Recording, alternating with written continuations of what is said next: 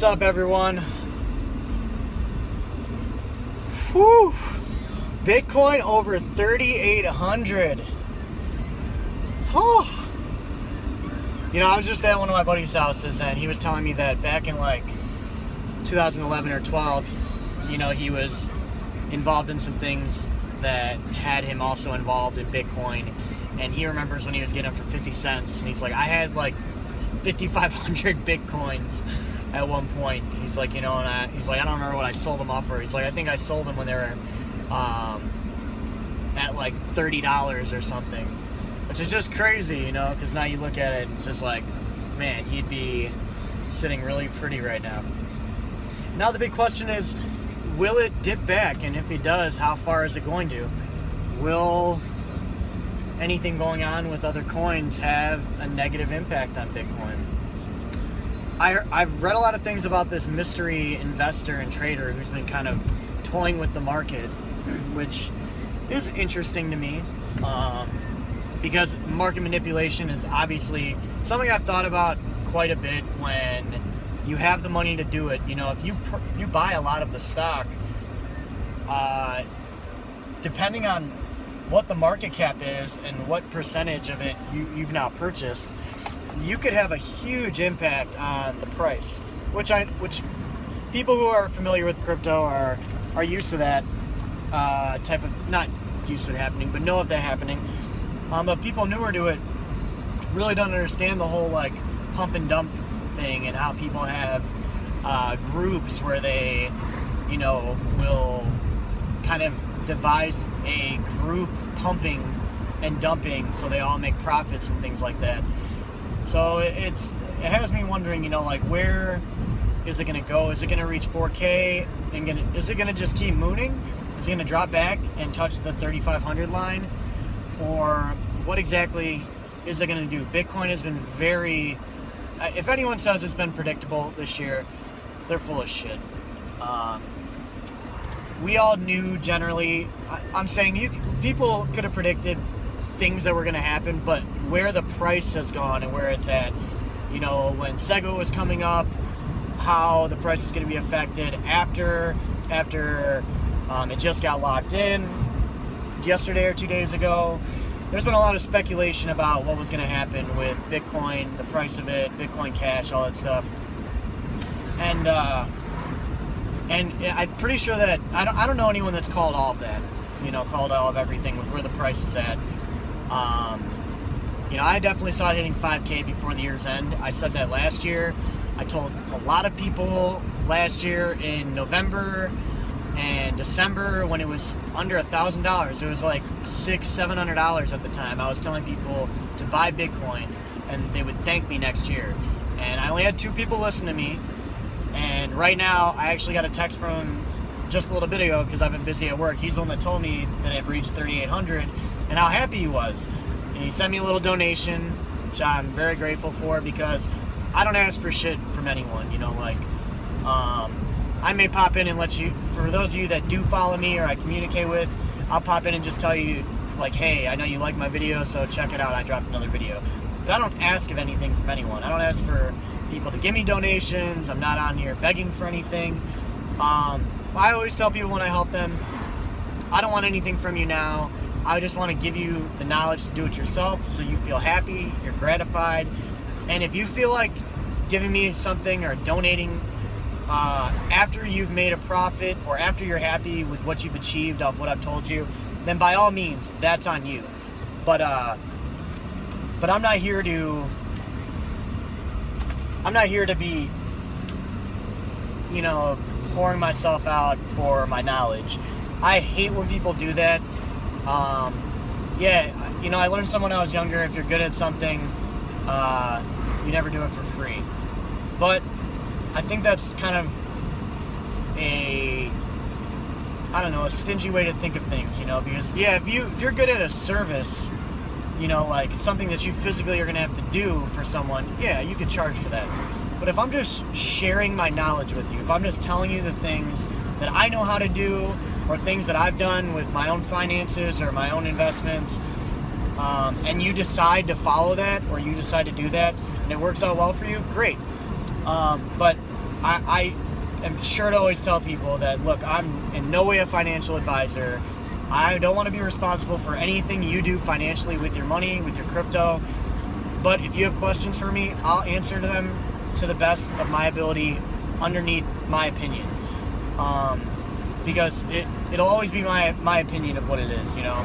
I put out a video the other day about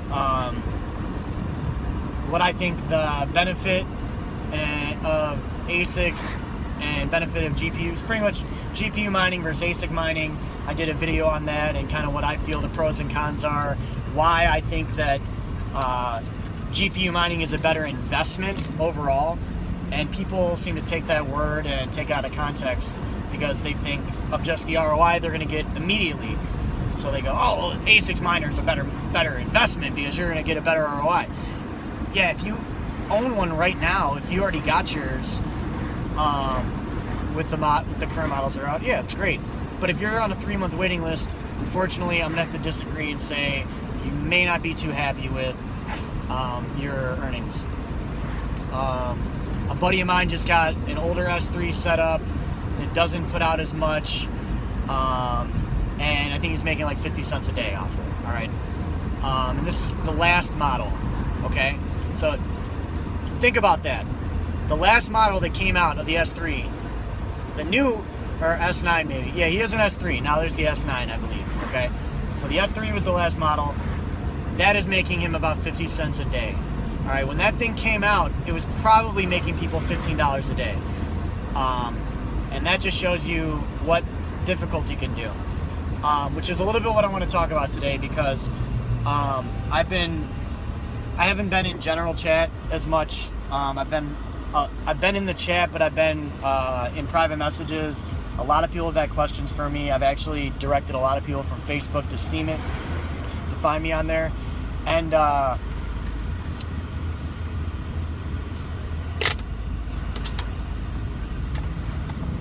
as well as I've been spending a lot of time on Facebook in private messages, because I am such a troll in the different Bitcoin, Ethereum, and other crypto groups on there, because I joined them to investigate kind of some of the scammers that are popping from one to the other, pitching some of the businesses, if you want to call them that I've investigated and I look into.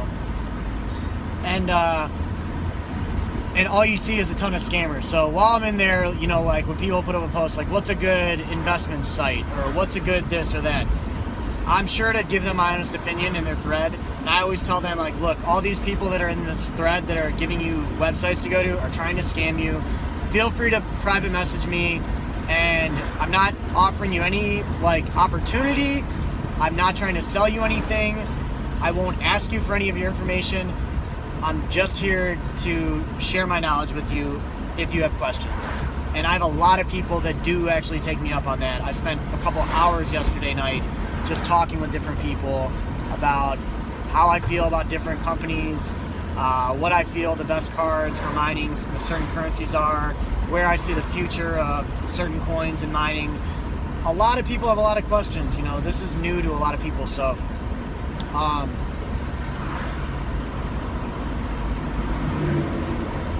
and a lot of people don't know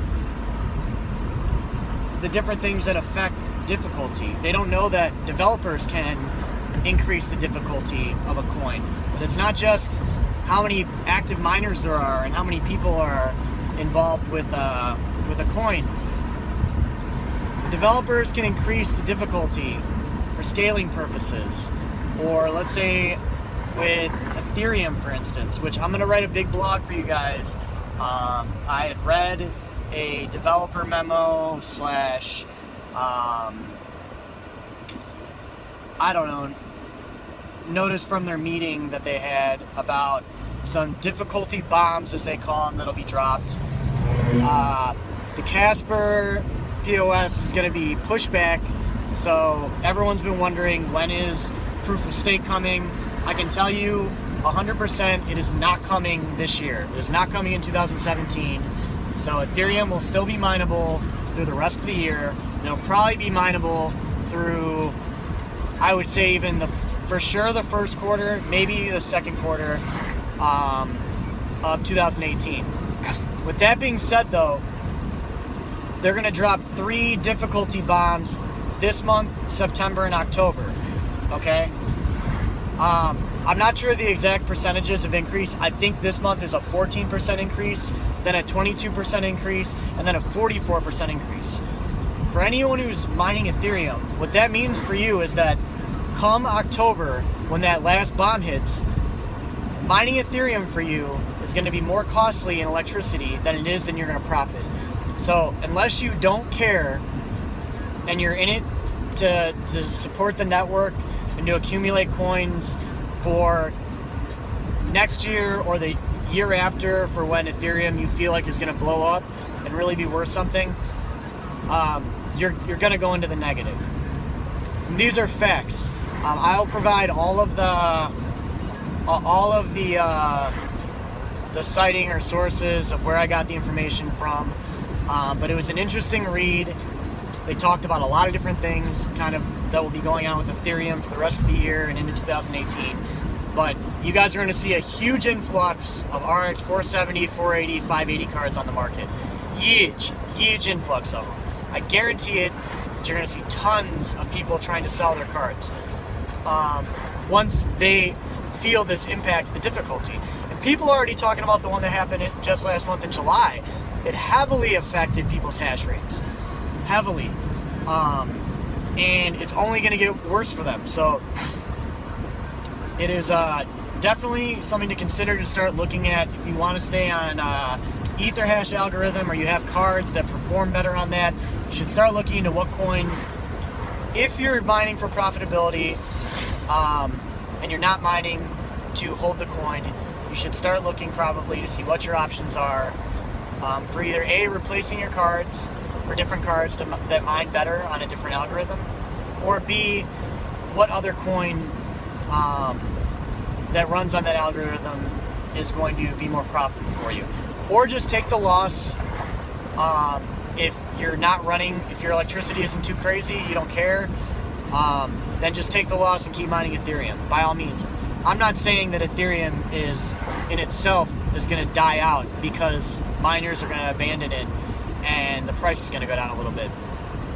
I'm just saying that for the miners, you are going to see within the next 3 months, mark my words, you can come back to this video, that you are going to be making a significantly less amount of money, and you're going to be paying more in electricity. For most people, unless you live in a country where electricity isn't a problem to you, then totally disregard this. You know, I know people that live in like Russia, Ukraine, some other places, where Venezuela, where electricity isn't shit. Totally disregard what I'm saying. If you believe in Ethereum, mine the shit out of it. All right.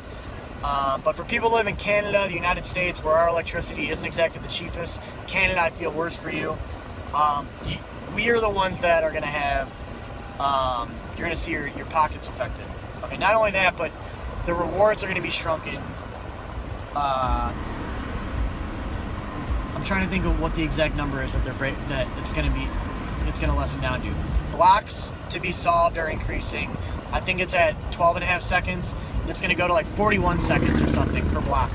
Per block of 5 Ethereum will be like 40 something seconds. So there's going to be a lot less rewards that are going out. These are all things to take into account. Again, if you're about, just mining to be part of the ecosystem, to support the network, then do you. Continue to mine the coin. I'm just putting the information out there. Let's see, what other fun things that I hear.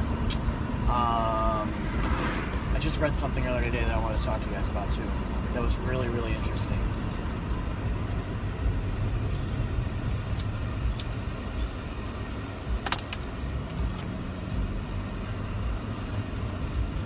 I'm not sure. I'll touch on it in the next video if I have to. A little update. My frame is still not here, so I cannot start my full building of my rig. Like I said, I'll probably just do a video showing how to actually build one and set it up. I may just take photos. It really depends. if my wife's there, because I'll have her just set up the camera for me or just man that while I do it.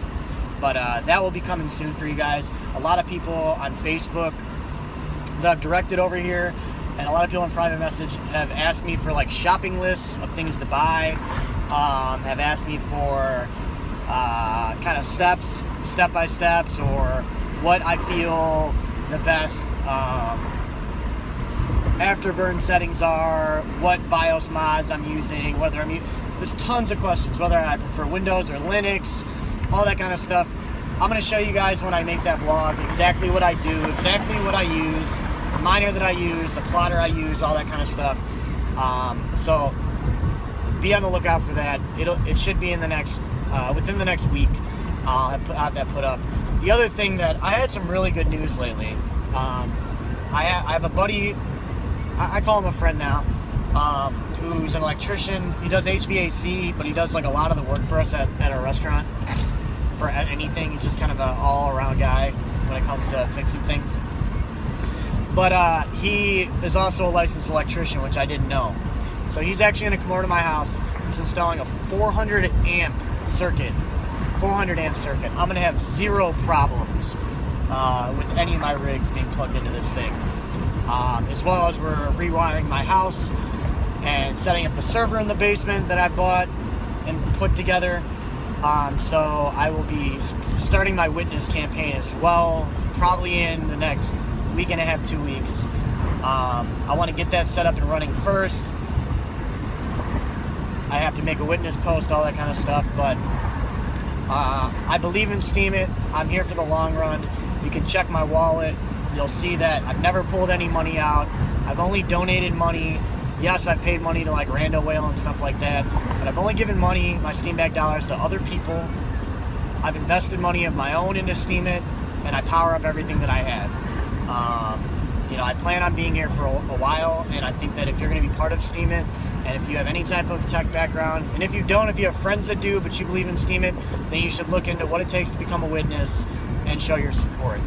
On top of that, I just want to say, if you're not going to do it or you are going to do it, either way, go support Youngzilla and Dracos for witness.